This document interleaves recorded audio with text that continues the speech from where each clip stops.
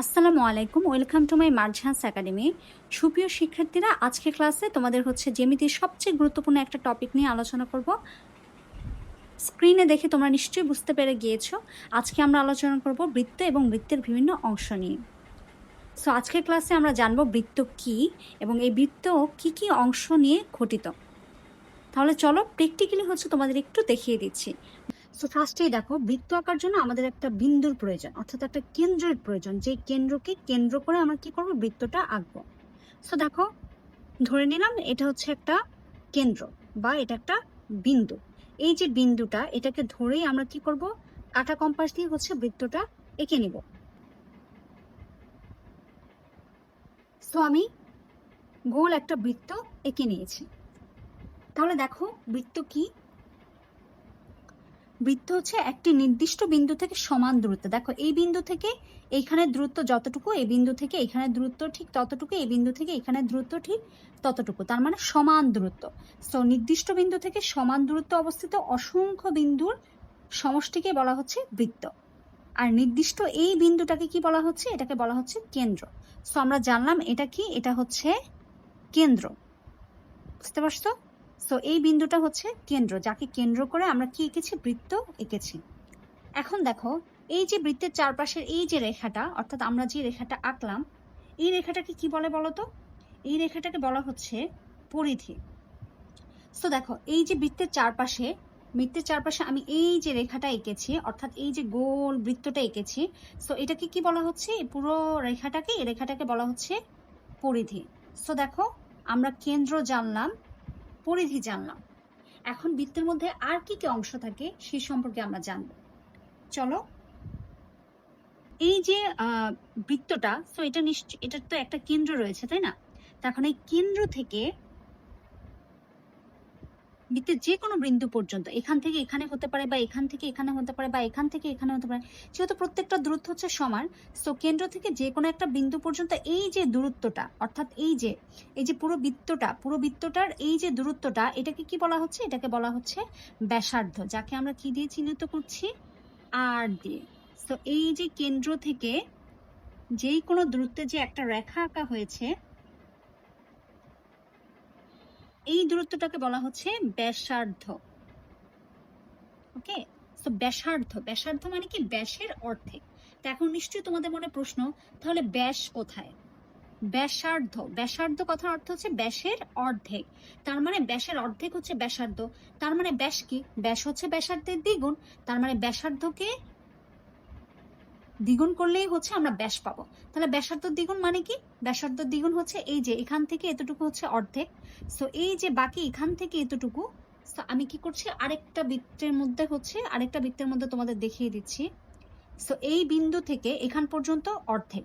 So এখান থেকে আবার এতটুকু, অর্থাৎ এই যে পুরো কেন্দ্র দিয়ে পুরো যে রেখাটা গিয়েছে, এই যে পরিধির উপর দিয়ে, বৃত্তের পরিধির উপর অবস্থিত, যে বৃত্তের পরিধির উপর দুটি বিন্দুকে সংযুক্তকারী যে রেখা গিয়েছে, এটাকেই বলা হচ্ছে ব্যাস।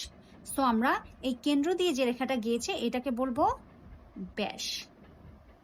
তাহলে দেখো, এখানে সবচেয়ে মেইন টপিক যেটা, সেটা হচ্ছে যে, তাহলে দেখো আমরা কি বলতে পারি? আমরা বলতে পারি ব্যাস হচ্ছে ব্যাসার্ধের দ্বিগুণ। ব্যাসার্ধ যদি অর্ধেক হয় তাহলে ব্যাস হচ্ছে তার দ্বিগুণ। তাহলে আমরা লিখতে পারি 2 ইন্টু হচ্ছে ব্যাসার্ধ, তাই না? খুবই ইম্পর্টেন্ট। এই জিনিসটা কিভাবে হলো এটা নিশ্চয়ই তোমরা বুঝতে পেরেছো। তো কেন্দ্র দিয়ে যে রেখাটা গিয়েছি, পুরো রেখাটা হচ্ছে ব্যাস, এটার অর্ধেক হচ্ছে ব্যাসার্ধ, যাকে আমরা আর দ্বারা চিহ্নিত করেছি। তাহলে আমরা বলতেই পারি যে ব্যাস হচ্ছে ব্যাসার্ধের দ্বিগুণ। ব্যাস যদি ব্যাসার্ধের দ্বিগুণ হয় তাহলে ব্যাসার্ধ কি হবে? ব্যাসার্ধ কি হবে বলতো? ব্যাসের অর্ধেক, তাই না? তাহলে ব্যাসার্ধ কি হবে বলতো? ব্যাসার্ধ হবে ব্যাসের অর্ধেক। তো আমরা লিখবো ব্যাসের অর্ধেক। কথা কিন্তু একই, জাস্ট একটু এই দিক সেদিক করা হয়েছে। তো দেখো, আমরা বৃত্তের কেন্দ্র জানলাম, বৃত্তের পরিধি জানলাম, বৃত্তের ব্যাস জানলাম, ব্যাসার্ধ জানলাম। এখন বৃত্তের আরো কিছু অংশ আছে, সেই সম্পর্কে আমরা জানবো। আচ্ছা, এখন একটু লক্ষ্য করো, এই যে বৃত্ত, এটা হচ্ছে কেন্দ্র। তো একটু আগে কেন্দ্র দিয়ে যে রেখাটা গিয়েছে সেটাকে আমরা ব্যাস বলেছিলাম, তাই না? এখন বৃত্তের মধ্যে আরেকটা অংশ আছে, সেটা কি বলতো? জ্যা। এখন জ্যাটা কি?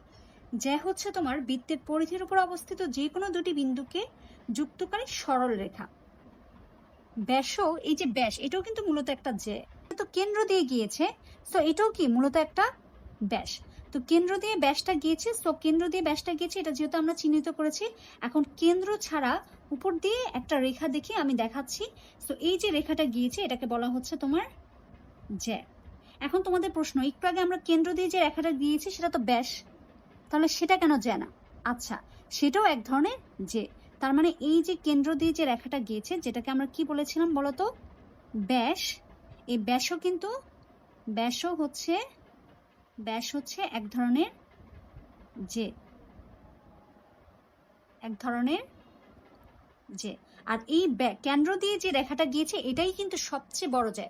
তাহলে তোমাদের যদি প্রশ্ন আসে বৃহত্তম জ্যা কোনটি, তাহলে তোমরা বলবে সেটা হচ্ছে ব্যাস। ব্যাসই হচ্ছে সবচেয়ে বৃহত্তম জ্যা। জ্যা। আচ্ছা, তাহলে দেখো আমরা কি বলতে পারি, আমরা বলতে পারি ব্যাস যেটা শুধুমাত্র কেন্দ্র দিয়েই যাবে, কিন্তু জ্যা এটা কেন্দ্র দিয়েও যেতে পারে আবার কেন্দ্র ছাড়াও যেতে পারে, বাট ব্যাস শুধুমাত্র কেন্দ্র দিয়েই যাবে। ওকে, আচ্ছা, এখন বৃত্তের তো এই জিনিসগুলো সম্পর্কে জানলাম। এখন আরেকটা ইম্পর্টেন্ট জিনিস আছে, সেটা কি বলতো, এই যে আমরা বৃত্তটা আঁকলাম, এখানে কি রয়েছে, একটা চাপ রয়েছে। আচ্ছা, তো চাপটা কি, আমরা তোমাদের বলেছিলাম যে বৃত্ত কেন্দ্র থেকে চারপাশে যে আমরা রেখা এঁকেছি এটাকে কি বলা হচ্ছে, পরিধি। তো পরিধির কোনো একটা অংশ, ধরো আমরা যদি এই অংশ থেকে এই অংশ ধরি, বা এই অংশ থেকে এই অংশ হতে পারে, তো কোনো একটা অংশ ধরলে আমরা সেটাকে কি বলবো, চাপ বলবো। যেমন এখান থেকে এইটুক আর এখান থেকে হচ্ছে এইটুকু, তো এখান থেকে এইটুকু যে অংশ, এটাকে আমরা কি বলবো, চাপ বলবো। বুঝতে পেরেছো? আচ্ছা, তো বড় অংশকে আমরা বড় চাপ বলবো আর ছোট অংশকে ছোট চাপ বলবো।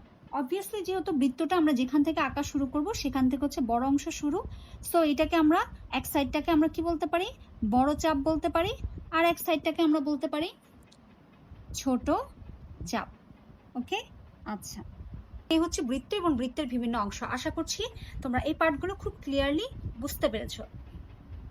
এখানে অলরেডি প্রত্যেকটা বিষয় খুব সুন্দর করে হচ্ছে ডিটেলসে দেওয়া আছে, তো তোমরা এখান থেকে দেখে নাও। আমরা চাপ পর্যন্ত পড়িয়েছিলাম, এর পরবর্তীতে আরও দুইটা জিনিস আছে, ব্যাসার্ধিক খণ্ড এবং হচ্ছে সেক্টর। সো এটা কি, এই জিনিসটা আমি তোমাদের এখানে একটু বুঝিয়ে দিচ্ছি। দুটি ব্যাসার্ধ ও তাদের মাঝের চাপ দ্বারা সৃষ্ট অংশটাকে সেক্টর বলে। সেক্টরটা কি, এটা হচ্ছে দুইটা ব্যাসার্ধ এবং তার মাঝের মধ্যে কি করবে, চাপ সৃষ্টি করবে। তোমরা দেখো এখানে বিন্দু থেকে, অর্থাৎ বিন্দুটাকে কি দ্বারা চিহ্নিত করা হয়েছে, কেন্দ্রকে জিরো। সো জিরো থেকে হচ্ছে বি পর্যন্ত একটা ব্যাসার্ধ, আবার জিরো থেকে এ পর্যন্ত আরেকটা ব্যাসার্ধ। তো কি বলছে, এই দুইটি ব্যাসার্ধ ও তার মাঝে যে চাপ সৃষ্টি করা হয়েছে সেটাই হচ্ছে মূলত সেক্টর। তারপর দেখো সেগমেন্ট কি, একটি যা ও তার সংশ্লিষ্ট চাপ দ্বারা সৃষ্ট অংশকে সেগমেন্ট বলে। একটা যা, সো দেখো আমরা যে এ থেকে বি পর্যন্ত একটা যা আঁকা হয়েছে, এই যা এবং তার মধ্যে কি করা হয়েছে, দেখো ওই সাইডে হচ্ছে একটা চাপ সৃষ্টি হয়েছে, এটাই হচ্ছে মূলত সেগমেন্ট। সো এ হচ্ছে বৃত্ত এবং বৃত্তের বিভিন্ন অংশ। আশা করছি তোমরা এই পার্টটা খুব ক্লিয়ারলি বুঝতে পেরেছো। আজকের ক্লাসটি এই পর্যন্তই। ভিডিওটি ভালো লাগলে অবশ্যই লাইক, কমেন্ট, শেয়ার করবে এবং নিয়মিত আপডেট পেতে চ্যানেলটি সাবস্ক্রাইব করে রাখবে।